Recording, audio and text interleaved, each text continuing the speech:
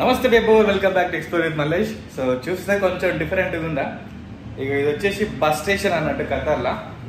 చూసి మొత్తం గ్లాసెస్ తోటి కవర్ అయ్యి ఉంది మొత్తం ఇది. ఇక పైన ఏసీ అండ్ ఇక్కడ బస్సులు టైమింగ్స్ చూసుకోనికి ఇక్కడ డిస్ప్లే బోర్డు మంచిగా ఉంది కదా. మొత్తం ఇది బస్ స్టేషన్ అన్నట్టు.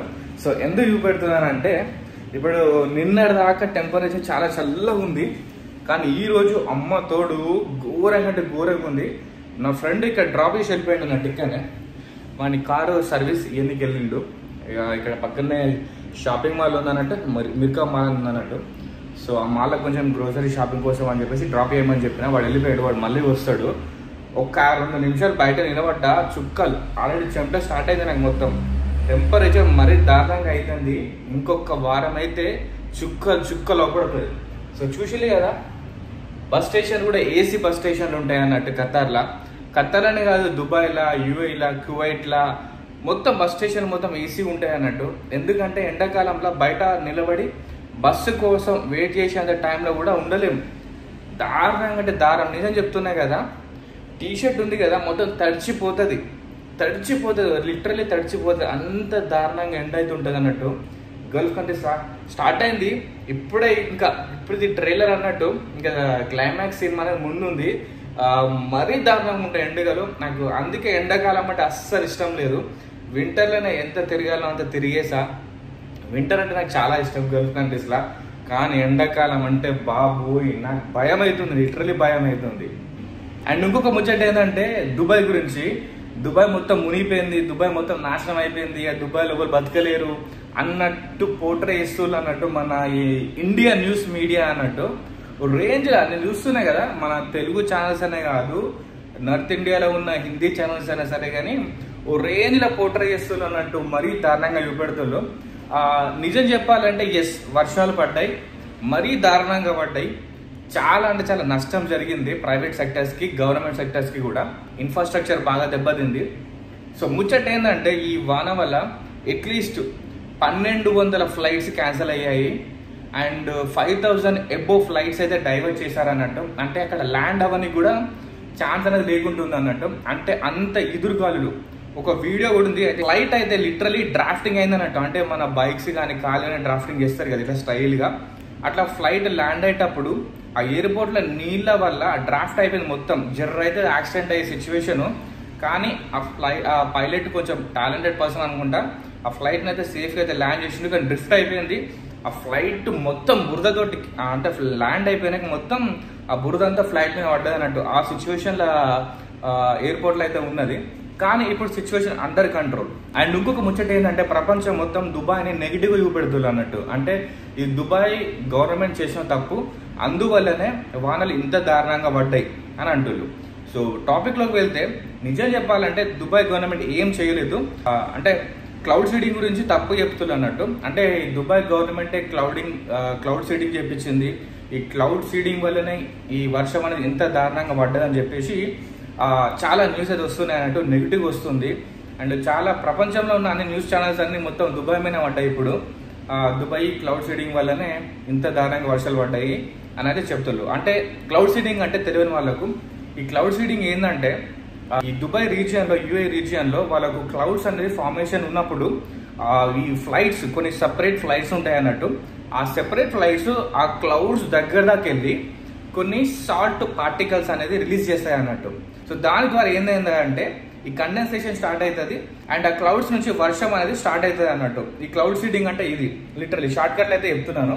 ఒక పాయింట్ మీరు గుర్తుపెట్టుకోండి, ఇప్పుడు దుబాయ్ ఆల్రెడీ వింటర్ నుంచి సమ్మర్కి ట్రాన్స్ఫర్ అయ్యే సిచ్యువేషన్లో అయితే ఉంది. దుబాయ్ అనే కాదు, అన్ని గల్ఫ్ కంట్రీస్. ఈ సిచ్యువేషన్లో వెదర్ అనేది పర్లేదు, బాగానే ఉంది. కానీ దుబాయ్ గవర్నమెంట్ ఈ తప్పు చేయదు. ఎందుకంటే దుబాయ్ గవర్నమెంట్ ఎప్పుడు క్లౌడ్ సీడింగ్ చేస్తుందంటే ఈ టెంపరేచర్స్ అనేది ఎప్పుడు 50-55 అబోవ్ మరీ దారుణంగా ఉంటాయి కదా. ఆ టైంలో వాళ్ళకు ఈ క్లౌడ్స్ కనబడితే ఖచ్చితంగా క్లౌడ్ సీడింగ్ అనేది చేస్తారు అన్నట్టు. ఫ్లైట్స్ని పంపించి సాల్ట్ పార్టికల్స్ అనేది రిలీజ్ చేసి అక్కడ వర్షం క్రియేట్ అయ్యేలాగా ఆర్టిఫిషియల్ రెయిన్ లెక్క ఇది అనేది ఆ దుబాయ్ మీద కురిపించినట్టు చేస్తారు అన్నట్టు. ఈ దుబాయ్ అనే కాదు, వేరే కంట్రీస్ కూడా చేస్తాయి, కానీ దుబాయ్ అనేది బాగా చేస్తారు అన్నట్టు. ఎందుకంటే ఇక్కడ ఇన్ఫ్రాస్ట్రక్చర్ బాగుంది, హై రైస్ బిల్డింగ్స్ ఉన్నాయి, డెన్సిటీ ఆఫ్ పాపులేషన్ ఉంది. సో అందుకోసం అని చెప్పేసి ఆ టెంపరేచర్ అనేది కొంచెం కూల్ డౌన్ చేయాలని చెప్పేసి కంప్రెస్ చేయడానికి ఈ క్లౌడ్ సీడింగ్ అనేది చేస్తుంది. కానీ ఈ వర్షానికి దుబాయ్ గవర్నమెంట్కి ఏ సంబంధం లేదు. దుబాయ్ గవర్నమెంట్ క్లౌడ్ సీడింగ్ చేయలేదు. అఫీషియల్గా దుబాయ్ గవర్నమెంట్ అనౌన్స్ చేసింది మేము క్లౌడ్ సీడింగ్ చేయలేదు. ఇది అన్ఎక్స్పెక్టెడ్గా వచ్చిన ఈ స్ట్రోమ్ ఇది. ఒమాన్లో అంటే దారుణం అంట. ఒమాన్లో మాత్రం రచ్చ. ఒమాన్లో చాలా మంది చనిపోయారు, బిల్డింగ్స్ కొట్టుకపోయాయి, డ్యామ్స్ నిండిపోయి ఓవర్ఫ్లో అవుతున్నాయి. కానీ దుబాయ్లో చనిపోలేదు. ఇన్ఫ్రాస్ట్రక్చర్కి పెద్ద డ్యామేజ్ ఏం లేదు. ఓన్లీ రోడ్స్ మీద బాగా టనల్స్లో బాగా వర్షం వచ్చింది. బాగా ప్రైవేట్ సెక్టర్స్కి, ప్రైవేట్ పీపుల్కి ఆ కార్లు కానీ ట్రక్స్ కానీ అవి డ్యామేజ్ అయిపోయాయి. అంతేగాని ఈ ప్రాణహాని అయితే ఏం జరగలేదు.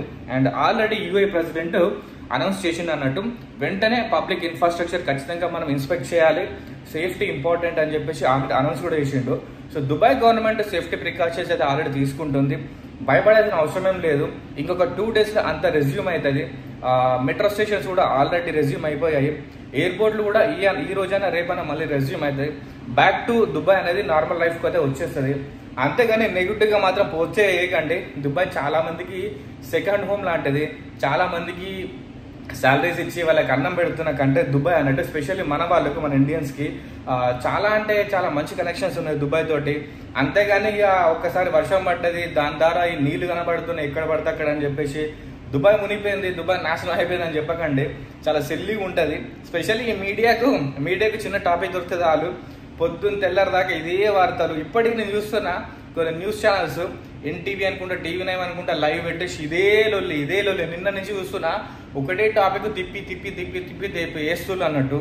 ఎడారిలో కుంభవృష్టి, ఎడారిలో వాన, మొత్తం నాశనం అయిపోయిందని చెప్పేసి. ఏం నాశనం కాలేదు. ఒక్క 2 daysలో బ్యాక్ టు నార్మల్ అయిపోతుంది.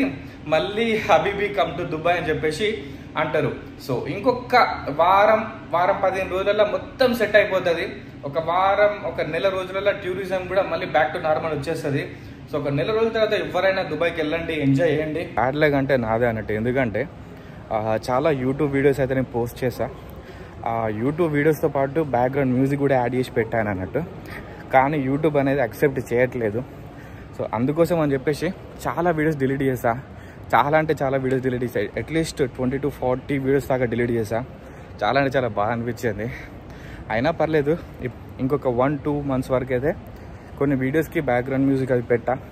ఎందుకంటే నేను కూడా కొంచెం ఈ యూట్యూబ్ పాలసీస్ అర్థం చేసుకుందాం అనుకుంటున్నా. సో అందుకోసం మాత్రమే నేను కొన్ని వీడియోస్లో బ్యాక్గ్రౌండ్ మ్యూజిక్ తోటి పెట్టా. ఒక 2 months అయిపోయాక ఇక వీడియోస్ ఎడిటింగ్ కానీ, బ్యాక్గ్రౌండ్ మ్యూజిక్ కానీ, క్వాలిటీ కానీ అన్నీ పెంచుతాం, రచ్చ చేద్దాం. సో ఒక 1 month నన్ను కొంచెం సహించండి. 1 month తర్వాత మంచి ఎడిటింగ్ తోటి, మంచి క్లారిటీ తోటి రచ్చ చేద్దాం.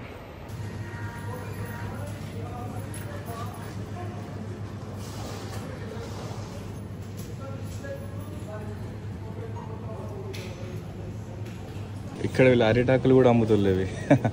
కేరళ వాళ్ళకు ఈ ఫ్రైడే సాటర్డే టైంలో ఈ ఫ్యామిలీతో కూర్చొని ఇట్లా ఆకులు తినడం అంటే చాలా ఇష్టం.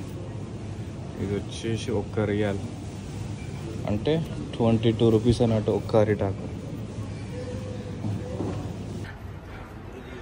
ఒకసారి ఈ మాల్ చూడండి. ఇది మొత్తం ఓపెన్ మాల్ అన్నట్టు. ఇది మస్తు ఉంది కదా.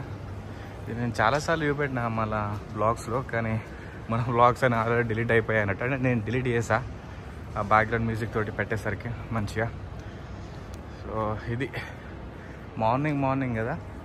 సో మార్నింగ్ టైంలో ఎవ్వరు ఉంటారు అన్నట్టు. సో మాల్ మొత్తం ఎంటీ. ఈవినింగ్ వస్తే మాత్రం ఇవన్నీ ఫుల్ ప్యాక్ మొత్తం కూర్చుంటారు అన్నట్టు. వాటర్ ఫౌంటైన్స్ ఆన్ అవుతాయి, మస్తు ఉంటుంది. సో మనం వెళ్ళాల్సిన రూట్ ఇది. నా ఫ్రెండ్ ఆల్రెడీ వచ్చేస్తున్నాను అనుకున్నా అక్కడ ఆన్ ద వే. మొత్తానికి అయితే చిన్న గ్రోసరీ షాపింగ్ అయిపోయింది. ఇది కొనేటప్పుడు ఏముండదు కానీ మోసేటప్పుడే చుక్కలు కనబడతాయి. సో నా ఫ్రెండ్ ఆల్రెడీ వస్తున్నాడు ఆన్ ద వే. వాడు వచ్చి పిక్ చేసుకుంటాడు. పిక్ చేసుకున్నాక ఇక్కడ ఒక గ్రౌండ్ ఉంది, క్రికెట్ కాంపిటీషన్ ఉంది అన్నట్టు ఒకటి. సో గ్రౌండ్ బుక్ చేయాలి. అది అవర్స్ బట్టి ఉంటుంది అన్నట్టు, అవర్కి ఇంత అని చెప్పేసి. సో ఆ క్రికెట్ గ్రౌండ్ బుక్ చేయాలి. ఇప్పుడు వీలైతే అక్కడ కూడా వ్లాగ్ చేస్తా, కానీ డౌటే, ఎక్కువ మంది ఉంటే మనకు వ్లాగ్ చేయడానికి మొహమాటం. సో వాడు ఆల్రెడీ వస్తుండ అనుకుంటా, ఆల్రెడీ వచ్చేసిండాడు. వాడు already on the way guys. So ఇది thank you so much for watching. See in the next vlog. Bye.